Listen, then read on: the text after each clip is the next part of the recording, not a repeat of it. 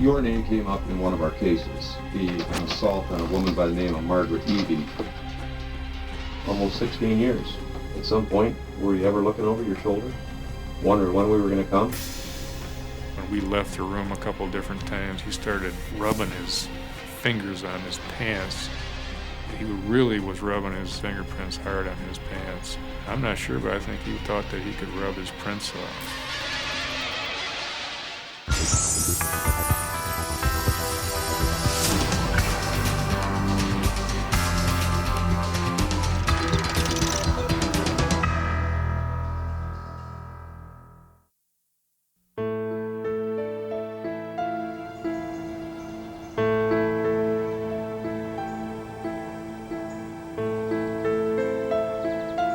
At the end of a quiet street, hidden behind a line of trees, sits the best address in Flint, Michigan, the Mott Estate. Built by a founder of General Motors, the estate drips money, old money, the kind of money that gives you a warm feeling in your stomach, and the mistaken notion that nothing evil could ever come creeping across your threshold. University professor Margaret Eby lives in a two-story home on the estate. Late one night, Eby has her throat cut. The wound actually went from almost ear to ear and almost decapitated her. Detective Gary Elford handles the crime scene. He finds the victim lying on her bed, nude. Rope marks on her wrists indicate Eby was most likely tied up before she died. Cut marks tell Elford she was also tortured. We saw what we believe to be possibly torture wounds on her chest and breast area, that there were small stab wounds. We didn't think the wounds were there to kill her, but to inflict pain. Eby had attended a party the night she was killed and was known for leaving her doors unlocked. Elford believes Eby's killer studied his victim, learned her habits, and knew when and where to strike. There was nothing disturbed in the house except for the area Dr. Eby was killed in. We never did discover anything missing, jewelry, money, clothing, anything. The motive at that time was a sexual assault, we believe. Semen is collected from the body, reinforcing the suspicion of rape. Forensic teams work the rest of the crime scene, placing themselves in the mind of Eby's attacker and retracing his footsteps, a line of reasoning that leads them to the bathroom. It was reasonable to suspect that the suspect may have a considerable amount of blood on his person, and that, before he might have left the residence, that he might have made some attempt to clean himself. On the handle of a cold water faucet, forensic technician Michael Thomas finds what looks like a fingerprint. He pries the handle off and takes it to the crime lab, where Thomas is able to lift a fingerprint. Detectives believe they have a lead on Margaret Eby's killer and look for his identity buried in their fingerprint files.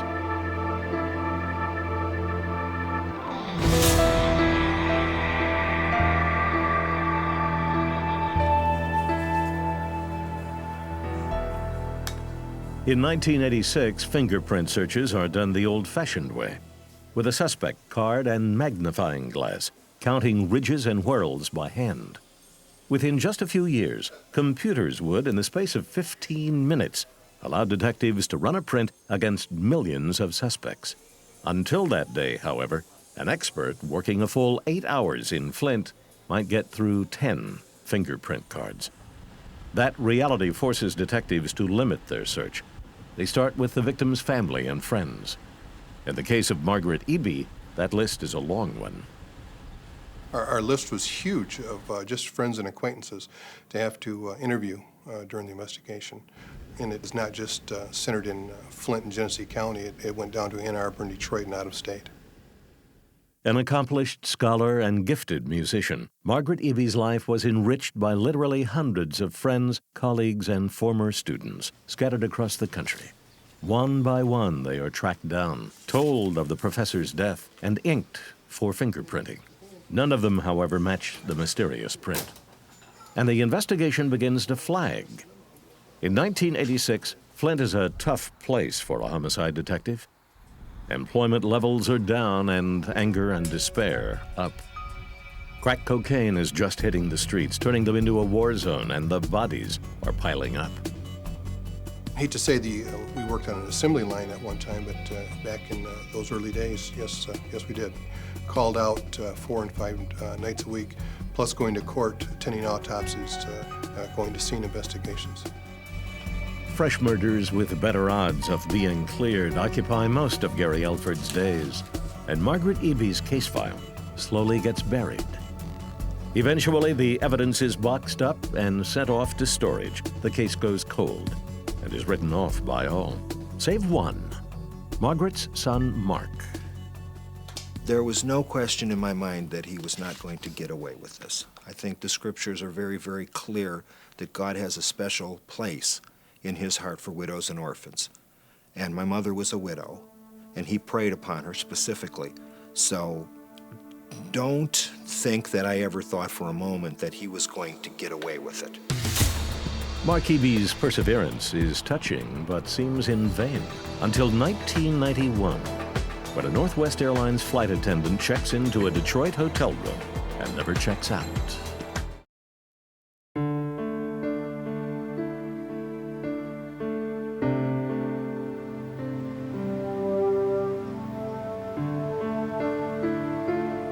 In 1986, death pays a visit to the high-rent district of Flint, Michigan. Dr. Margaret Eby, a university professor, is found raped and murdered inside the historic Mott estate. The killer leaves behind a semen sample and a single fingerprint. Detectives check the lift against a list of suspects with no luck. The case goes cold, and a murderer slips away, secure in the knowledge that he can kill and get away with it.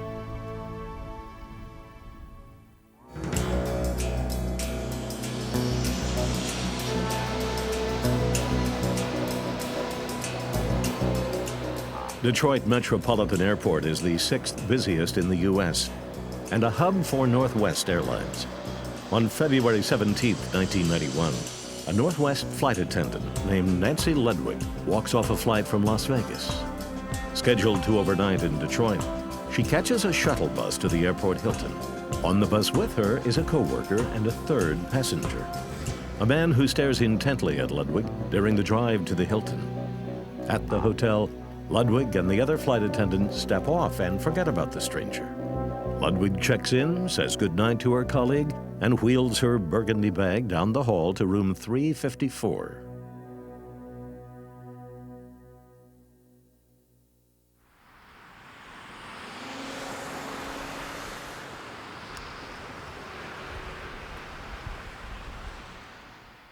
On the door of Nancy Ludwig's room hangs a Do Not Disturb sign. When wake-up calls go unanswered, a maid from housekeeping ignores the sign and enters the room. Inside, she finds Ludwig face down, under the bedspread, soaked in her own blood. Dan Snyder is one of the first police officers to arrive on the scene. When I went in, it was pretty obvious to me that it wasn't going to be your typical case. The brutality of the victim, head was nearly severed. There was blood all around the room. Ludwig is nude, her hands are tied with twine, and her throat has been slashed. Snyder also notes shallower cuts that look like torture wounds. There was stab wounds to her head, appeared to be a carving over her left breast. It appeared to be a Z. Carving into a body is unusual, but not unheard of. A way for many killers to leave a permanent mark on their victims. When the person left, they cleaned up in the room. There was evidence where he showered. And then when he left the room, he put the Do Not Disturb sign on the door. Even more curious, however, is what detectives do not find in the room. The killer took all of Nancy Ludwig's personal possessions, her clothes, her flight attendant's uniform, even her luggage. Lynn Helton is a forensic scientist for the Michigan State Police. It was almost as if she had never checked in. And we weren't sure at the time. Some of it could have been attributed to the fact that he didn't want to leave any evidence. We were thinking also, too, that some of it could be like trophies, particularly her clothing or her personal items could help him relive the actual event. At autopsy, Helton collects semen from Nancy Ludwig's body indicating a possible sexual assault. Back at the hotel, witnesses flesh out that possibility. On the day before Ludwig was killed, a female flight attendant was jogging up and down the hotel stairwell for exercise when she ran into a stranger, a man whose presence didn't sit right. But he scared her. He scared her to the point where she stopped running and went back to her room. Snyder also tracks down the flight attendant who shared the shuttle bus with Nancy and learns about the young man who kept staring at Ludwig. Finally, a third flight attendant, Philip Arcia, tells detectives on the night Ludwig was killed, he saw a man in the hotel parking lot throwing a burgundy luggage carrier and flight attendant's uniform into the trunk of his car. Instead of putting the things in, laying them flat, he threw them in like rags, the uniform, threw them in and threw the suitcase in there, right there. Thought it was odd the way he was carrying a suitcase under his arm instead of holding it by the handle. All three flight attendants describe a white man, about 5'11", 160 pounds. Arcia also remembers the car he drove, a late 70s copper-colored Monte Carlo. Snyder distributes sketches of the suspect and starts running vehicle checks on Michigan Monte Carlos. He also begins to compile a suspect list. We ultimately created a list of potential suspects that have over 20,000 names on it. Those include everybody that stayed at all of the 23 hotels, all of the people that were on flights into Metro Airport, and specifically the flights that came from Las Vegas and went to Las Vegas. Everybody that owned a 79 Monte Carlo in Michigan, which there was 2,900 of them. Snyder sifts through every detail of the crime scene, down to the twine the killer used to bind his victim. Snyder's urgency in working the case flows in part from the calculated nature of the crime. Investigators believe the killer was casing the hotel the day before Ludwig was killed when a witness noticed him loitering in a stairwell. The next day, investigators believe he rode the shuttle bus and selected his victim. I believe he got on the shuttle with her to see if, is this the person that I want to kill? The killer hung around the hotel lobby as Nancy Ludwig arrived and discovered which room she was checked into.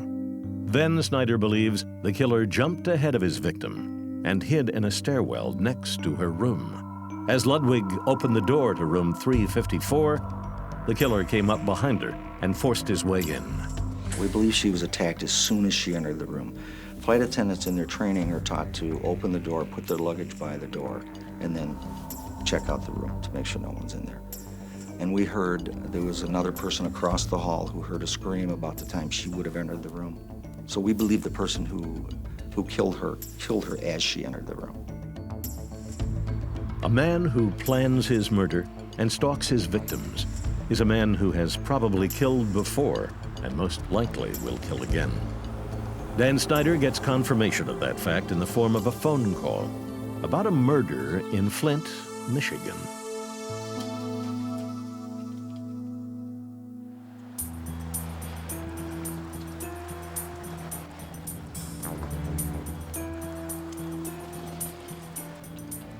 Like thousands of other Michigan residents, Mark Eby opens the daily papers looking for news, weather, and sports.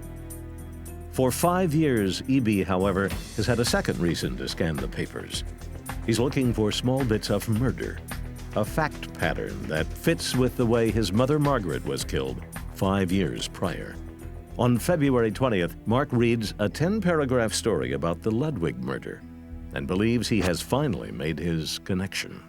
The newspaper article that I read that described what had happened down at Detroit Metro just struck me that the MO was, from what I could read, so strikingly the same.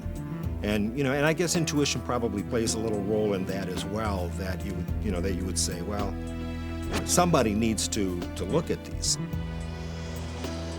Mark Eby called, and at that time we had different people answering the phone, taking the tips. One of the tips came from Mark Eby.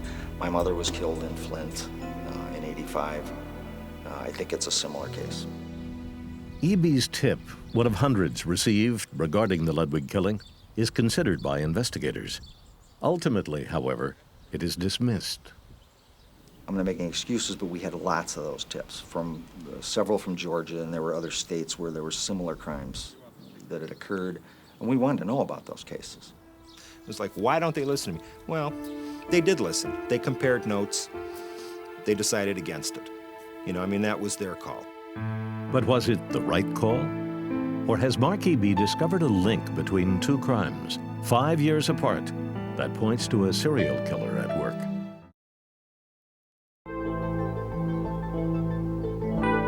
In 1986, University professor Margaret Eby was found inside her Flint, Michigan home. She had been raped and her throat had been cut. 5 years later and 60 miles away, flight attendant Nancy Ludwig was found in an airport hotel in Romulus, Michigan. She too had been raped, her throat also cut.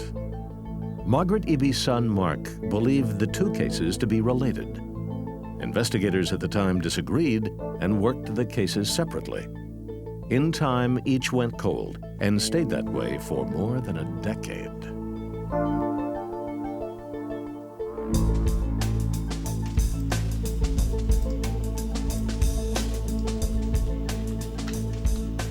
Jeff Nye has neither gun nor badge, has never executed a search warrant or slipped the cuffs on the wrists of a suspect. Yet in the 21st century world of criminal investigation, Nye's powers of detection remain unmatched. Nye works as a DNA technician out of the Michigan State Crime Lab. His tools of the trade?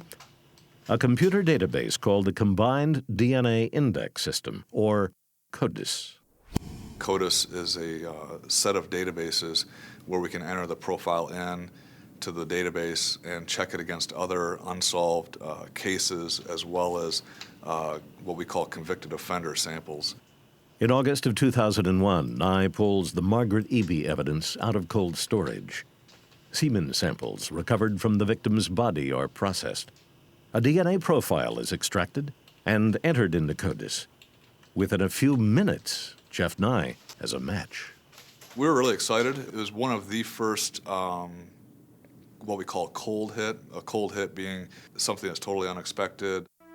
CODIS has matched the unknown sample from the Margaret Eby murder to a semen sample recovered from the body of Nancy Ludwig. Mark Eby was right. The two crimes are related. Unfortunately, CODIS cannot link either of the samples to any known offender. Forensics turns their findings over to cold case detectives Greg Kilborn and Mike Larson from the Michigan State Police. Viewing the crime scenes together, they begin to see new connections and fresh leads to follow. You could almost lay the crime scenes photos of each case over each other, and they were like duplicates. Kilborn and Larson review each file from scratch. One of the first items of interest, the unknown latent fingerprint pulled from Margaret Eby's house back in 1986. The lift had been run several times through Michigan's fingerprint database with no luck. Now Larson has a better idea. One thing that the original investigators didn't know is that those fingerprints had never been checked against a national database of fingerprints. The Michigan APHIS system was not interfaced with the FBI's fingerprint system. There has to be a special request. The prints have to be sent directly to the FBI headquarters. So that's what we did.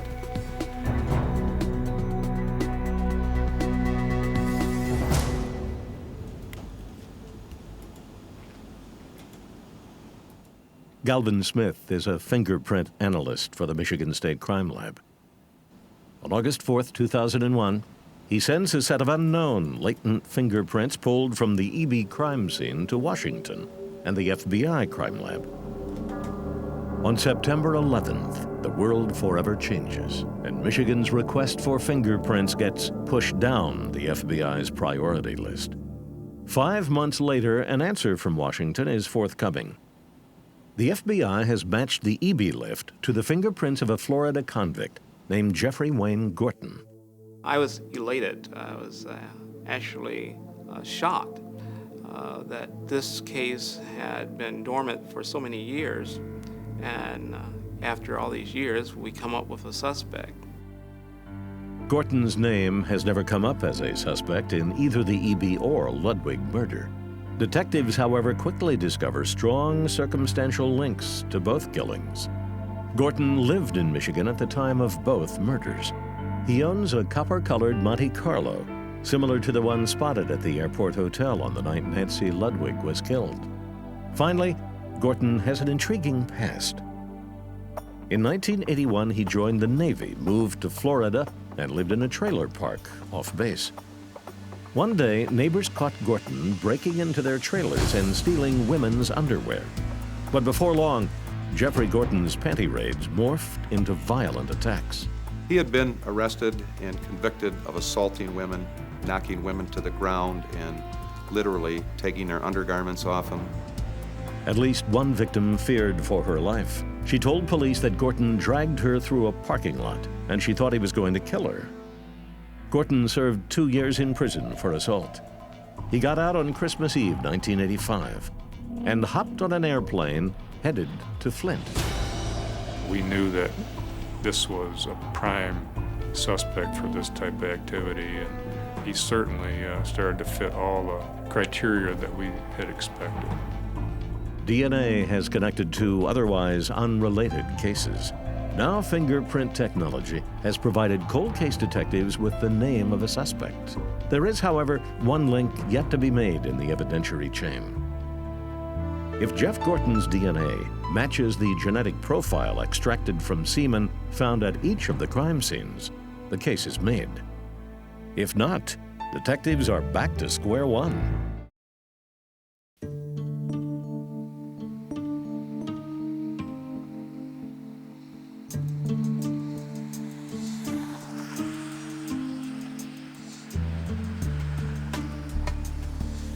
On February 7th, Jeff Gorton takes his wife and kids to the Skateland roller rink for an afternoon of fun.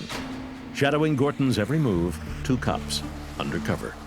A single fingerprint found at the murder of Margaret Eby has been matched to Gorton. Semen found at the Eby crime scene has been linked through DNA to semen found at a second unsolved murder, that of flight attendant Nancy Ludwig.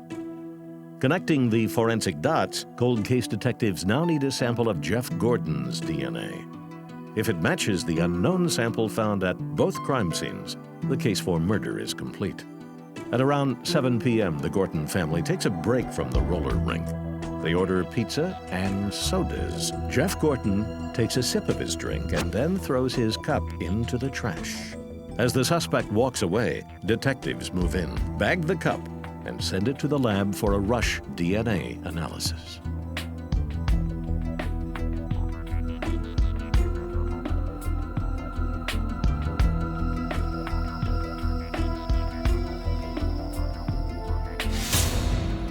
In the wee hours of the morning, forensic DNA analyst Jeff Nye is working alone. Before him is Jeff Gorton's styrofoam cup. On its rim, hopefully, samples of Gorton's DNA. The threshold question for Nye, exactly where on the rim does he start his search? As it turned out, he drank something yellow from the styrofoam cup, whether it was lemonade or Mountain Dew or something like that, so you could see exactly the side of the cup that he was using to drink from, so that made it a little bit easier as well. Nye swabs the yellow side of the cup, processes the sample, and finds that indeed there is a very small amount of human DNA present. Nye amplifies this tiny sample, sequences the profile, and compares Gorton's DNA signature against the unknown profile found at the two crime scenes. By daybreak, Nye has his result, a definitive genetic match. Oh, we were really excited to get a sample in and work through the night and solve a case that had went unsolved for, at this point, about 16 years. Was really exciting, yes, definitely. Nye turns his finding over to cold case detectives, who prepare to meet with Gorton and ask him the hard questions of murder.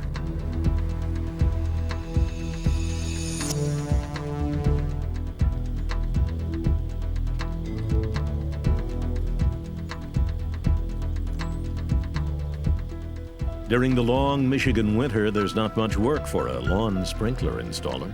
So when cold case detectives show up on his doorstep, Jeffrey Gorton is on the couch watching TV. Detectives Mike Larson and Greg Kilborn tell Gorton they want to talk about some unsolved crimes.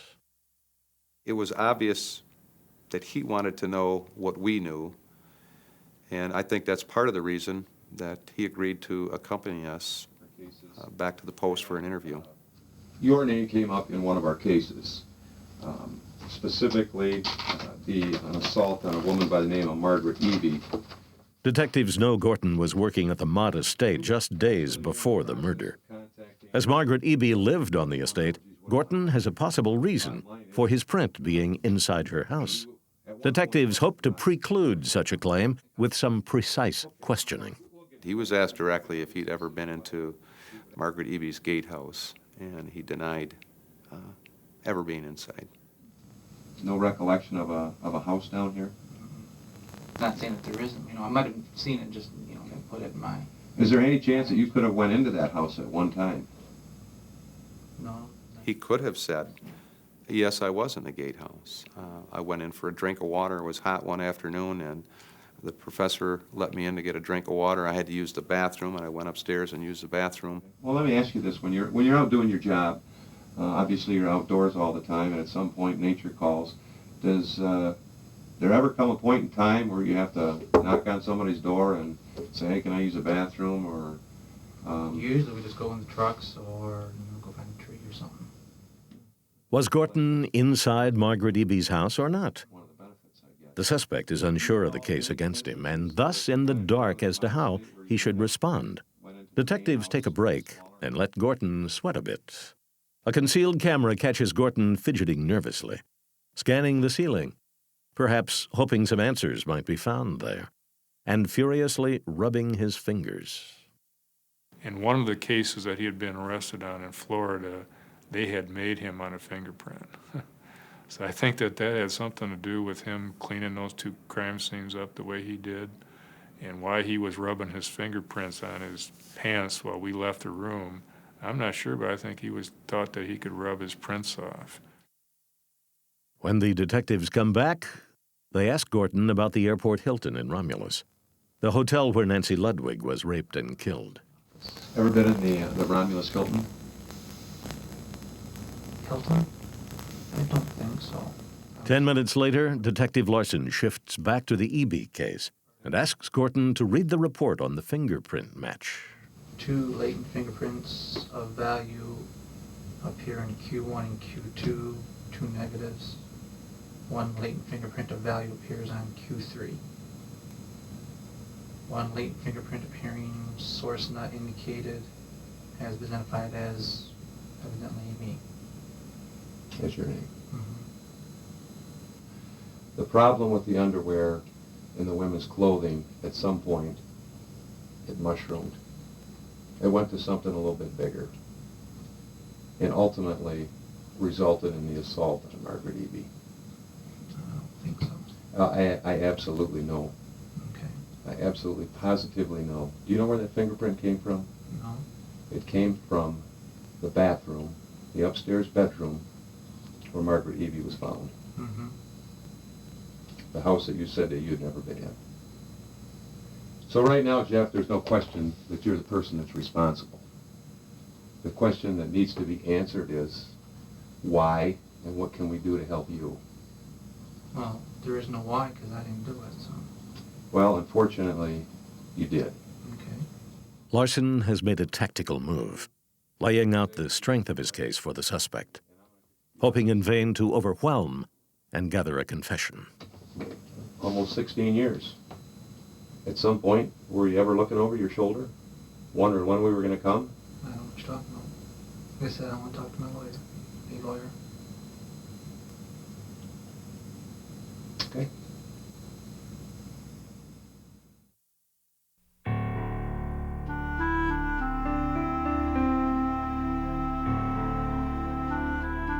Just a few hours after Jeff Gorton's interrogation, police execute a search warrant on the suspect's home. In the front yard, underneath a tarp, they find a copper-colored Monte Carlo. It's a 1982 model, not late 70s, as the flight attendant in the Ludwig case described, but close enough. Police go inside. In the attic, they find something unexpected. Stacks of plastic tubs containing more than 1,000 pairs of women's panties, bras, and nylons. Many are tagged and labeled with the names of their owners. The detectives track down every woman named. First, to make sure each is alive, and then to explain what detectives have found and where. And it was a very disturbing interview for many of them. Many of them didn't even realize that they had been victimized. Looking at his occupation, you could see where he had total access to every person's house that they installed a sprinkler system in. I mean, he had access to the house, so he had a perfect job for his fetish. Evidence from Jeffrey Gordon's attic is boxed up and taken to the Flint State Police Post, where it occupies more space than evidence from all other active cases combined. Assuming the cold case detectives have the right man, the sheer volume of evidence invites the question: why did Gorton steal mere clothing from some women and apparently steal the lives of others?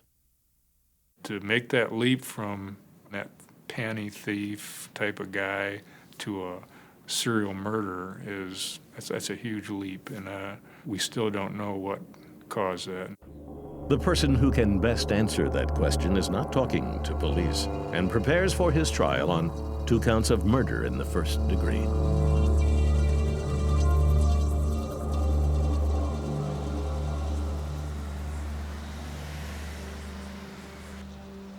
On August 22nd, after just 90 minutes of deliberation, a jury finds Jeff Gorton guilty of murdering Nancy Ludwig. 5 months later, Gorton pleads guilty to murdering Margaret Eby. For each crime, he receives a sentence of life without the possibility of parole. For Margaret Eby's son, Mark, that sentence takes a sexual predator off the street, and that is a good thing. As for justice, Eby believes that will come on a different day, in a different sort of courtroom. It feels good from the standpoint of knowing that he's out of society, that he won't be doing this again to anyone else. You know, he's not going to kill somebody else's mother. But from the personal standpoint of, does this bring more of a sense of closure? The answer, I would have to say, is no, not really. Ultimate justice, we believe, comes in the afterlife. And we were content for the last 15 years to know that that's where justice will take place, and that really hasn't changed.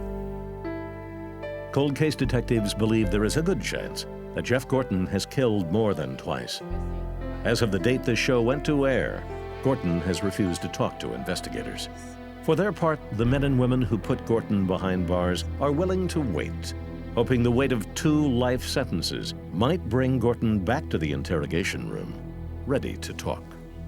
Based on his little bit of feedback we've gotten since he's been in prison, that this has now hit him like a ton of bricks, and he realizes that he's not going to be seeing the outside world or his family again. So his life's pretty well over.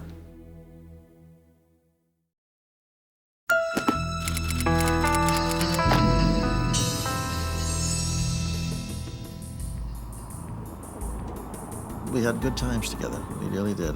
She was a wonderful person.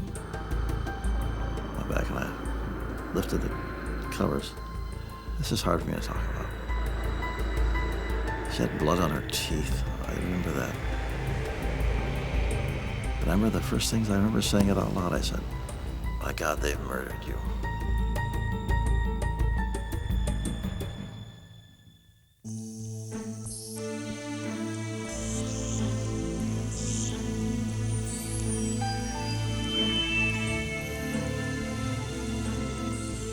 At the fringes of society, old age can be a lonely business.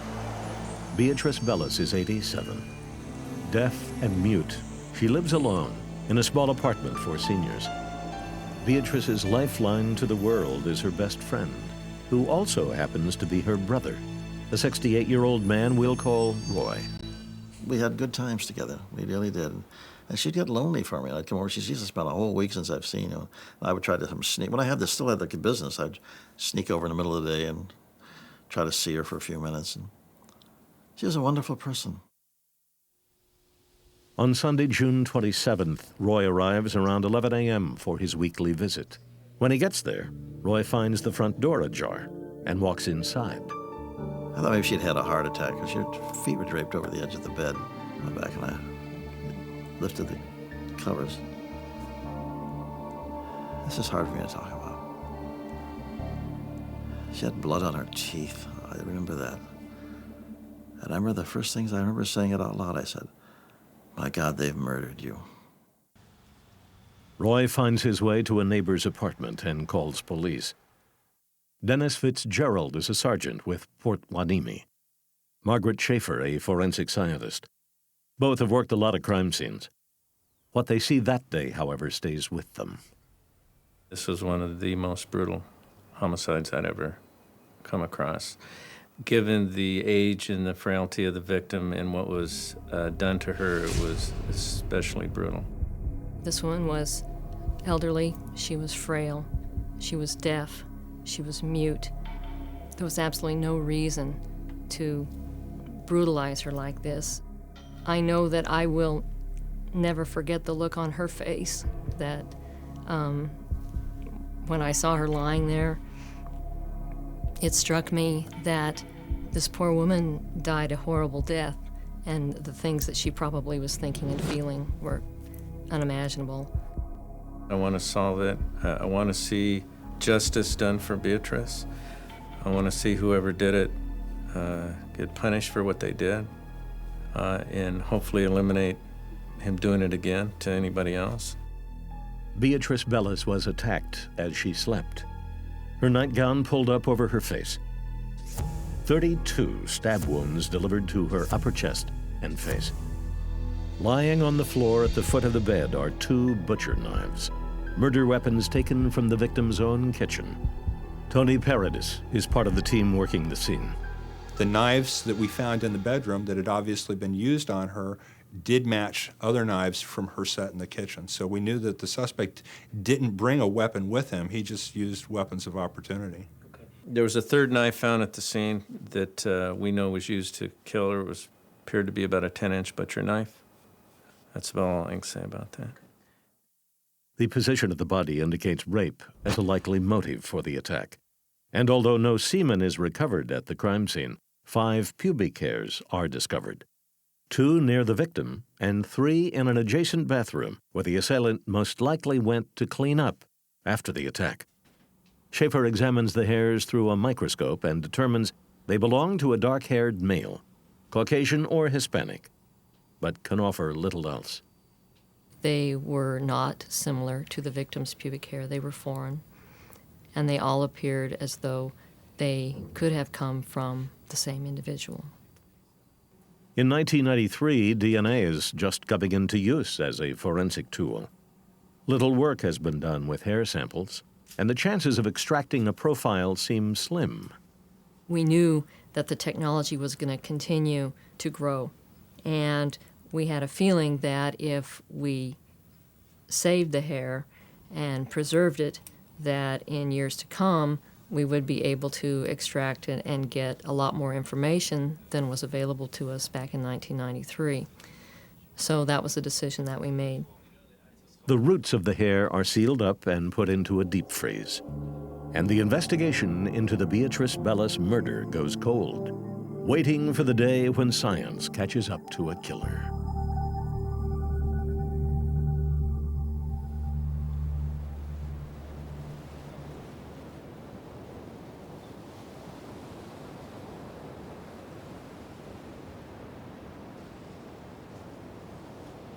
Seven years have passed since Beatrice Bellis was raped and murdered as she slept in her own bed. The images of that crime scene have stayed with Dennis Fitzgerald, as has the hope he might solve the case, a hope hanging literally by a single hair, found at the crime scene and containing perhaps the killer's DNA. Almost on a yearly basis, we talked about this. Are we ready to do this yet? Is now the time? Is the technology here? Because even when you have this evidence in a freezer, preserved, there's still a degradation process going on. You can't wait forever. And I went back and talked to the forensic people, and we agreed this was the right time to do it. Fitzgerald only has one strand of hair that has a root, and thus only one chance at a successful DNA extraction. Michael Perigian is a DNA specialist with the Ventura County Crime Lab. He pegs the chances for success at less than 50-50. This is nuclear DNA, so we're looking for the root. The nuclear DNA is found in the root of the hair. So I had a hair that was about 5 millimeters in length. So that's about a 1/4 inch long. And that's what I had to work with. On December 18, 2000, Parisian beats the odds and successfully extracts DNA from the hair root. Now he faces a second hurdle, getting enough genetic markers to run a comparison against other profiles in California's database. At a minimum, Parisian needs 7 to 8 loci, or genetic markers.